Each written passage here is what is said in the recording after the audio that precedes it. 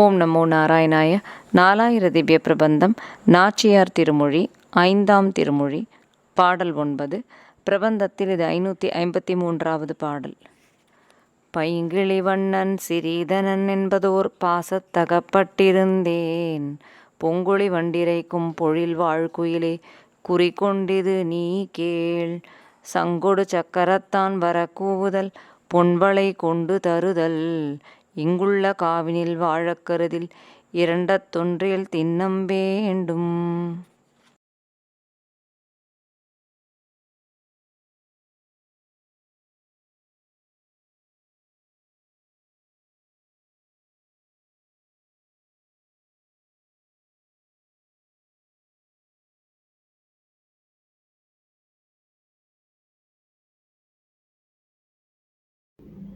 நாச்சியார் திருமொழி, திருமொழி 5, பாடல் 9.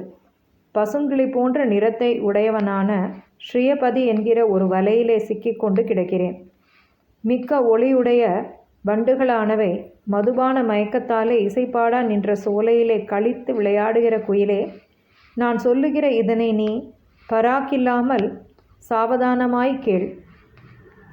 திருவாழி திருச்சங்குடையவனான எம்பெருமான் இங்கே வரும்படி கூவுவதென்ன? நான் இழந்த பொன் வளைகளை கொண்டு வந்து கொடுப்பதென்ன? இந்த சோலையிலே நீ வாழ நினைக்கிறாயாகில் இவை இரண்டுள் ஏதாவது ஒரு காரியம் நீ கட்டாயம் செய்து தீர வேண்டும். ஸ்ரீ ஆண்டாள் திருவடிகளே சரணம். I am Sri Andal, captured within the net of love by the one who is as green as the green parrot and is known as the Sridhara. Hey cuckoo, one who is playing happily in the garden, listening to the music sung by the golden hued bees, intoxicated by the nectar that is akin to wine. You listen to whatever I say patiently without diverting your concentration.